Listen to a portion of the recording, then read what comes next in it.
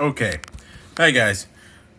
So I wanted to make this video so that I could more quickly and concisely give you the information about the avionics bay for my level 3 build here. And I figured by making a video it would be easier to see and understand what I've done in the construction of this, as opposed to writing a ridiculously long email and trying to make it clear enough for everyone to understand. So I just want to quickly talk about what I've done here and how this is set up and how it works. And then at the end, I'll turn it on and we can see how that works too. So first, on the sled here, we have on the left is the main altimeter, which will fire charges for both the main and the drogue chute.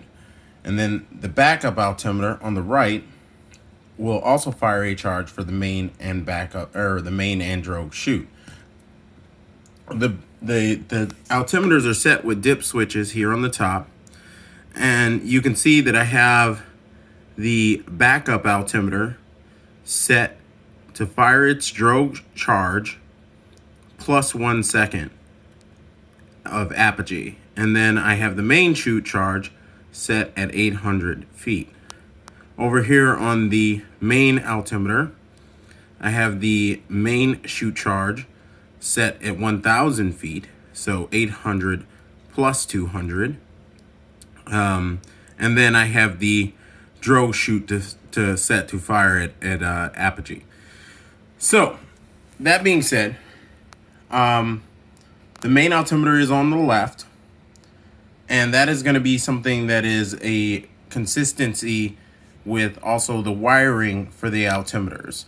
So for wiring the altimeters to the charging blocks, I wanted to make this system so that I could easily disconnect it from the bulkheads, so that it would be easier to take it out and work on it. I also wanted it to be easy to disconnect from the switches. So that being said, the wiring for the main altimeter in these plugs that I've used, these are Molex connectors. The wiring for the main altimeter is always on the left. You see red and black on the left here, red on the top, black on the bottom. Those two are for the main altimeter. And then over on the right, red and black for the backup. And that's going to be consistent with all of these Molex plugs. The Molex plug is keyed, so you can see the little key on the top there. The Molex plug is keyed so that it can only be installed one way. And also on the altimeter bay itself, on the switch band, you can see I have the two arming switches, which I decided to use rotary switches. And again, the main will be the left and the backup will be the right. The same thing goes for our batteries here. The battery for the main altimeter is on the left and the backup on the right. That makes it easy for me so that I don't have mix-ups when I'm working on it, and it's just easy for me to remember with the position. That being said, the altimeter bay itself is connected to the payload bay using these 3 quarter 20 screws, and there are PIM nuts on the inside that are epoxy to the inside wall. Also, you can see my 4 5/16 vent holes that are drilled in the switch band that'll provide pressure equalization for the bay. On the very back of the sled, I have a mount for my altimeter 3. I like the altimeter 3. It sends data, telemetry data to my phone. It sends a lot of information. It's easy to arm on the pad without having to fiddle with a lot of switches and things like that. So I like to use it on a lot of my flights, and it's easy to retain the data and then show it to people or send it to people if I need to. So I normally mount a mount for the altimeter 3 on all of my rockets. Over here is the upper bulkhead, and you can see I've labeled the charge blocks on the inside here for the main and the backup. And again, with these connectors, the main plugs, now since this clips into the receptacle, the main wires are going to be on the left if you're looking at it from the altimeter junction. You see the main wires will be here on the left, and then the backup on the right. And the same thing for the drogue bulkhead. Again, looking at it from where it connects to the altimeter, the main wires being on the left and the backup on the right. And again, since these are keyed, this makes it easy so that the rocket can't be hooked up incorrectly. Now, I took care when I was hooking these plugs up to make sure that they were not only crimped correctly, but the wires were installed in the correct positions. That way, when we connect the Molex connectors to one another, then there's no way to mix up which connector goes where. So as soon as they're hooked up, we know they're hooked up to the right places. The same thing goes for the switch wiring, which you can see hanging out of the bottom of the can here. The switch wiring, again, is using one of these 4-pin Molex connectors that is keyed so that the left 2 wires are going to be for the main and the right 2 wires are going to be for the backup. The red wires are the input and the green wires are the output back to the altimeters. And the same colors are used and the same positionings are used with the wires coming off of the switches themselves. Now, as you can see, I have a lot of wires hanging out right here.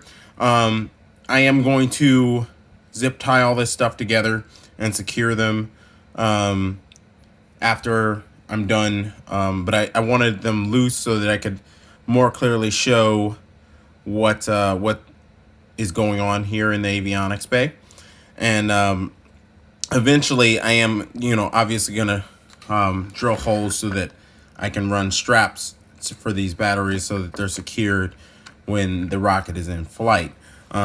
Also, these are cheap Walgreens batteries. I figured they would be good for the test purposes, but obviously for flight, I'm going to use a high quality Duracell or Energizer battery or something that is reliable.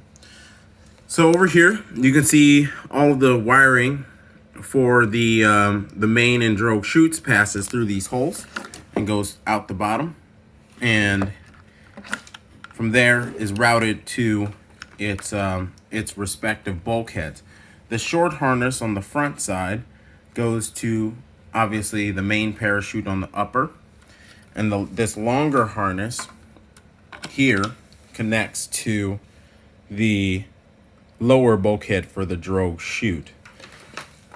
And then both of the harnesses on the bulkheads are pretty short, and that's just so that they don't get tangled. All right, so now that we've kind of explained how all of that works, I can show you how the power up sequence works. So with these rotary switches, it's just a simple turn to the left, one click to the left, and that should arm our main altimeter. And you can see the main on the left here, the left switch, the main on the left here is on, and you can hear it beeping out the battery voltage. So we'll go ahead and turn that one off. And then we'll go ahead and turn on our backup. And again, you can see the backup altimeter comes on, beeps out its respective voltage for the battery, and then goes into arm mode. So yeah, so that's pretty much it. And please let me know what you guys think, and if you have any comments or concerns about the setup here, please let me know. Again, I really appreciate all of the input and guidance you guys have given me on this project so far. And obviously, this is the biggest and most involved rocket I've ever built. So any advice is useful, and I'm open to any concerns that you might have. I just wanted to share this because I figured it would be easier to explain what I've done rather than writing you some, 10-page email about what how this all is supposed to work. So hope this was clear and concise for you guys, and hopefully you guys approve of everything that I've done here. If not, please let me know. All right, thanks.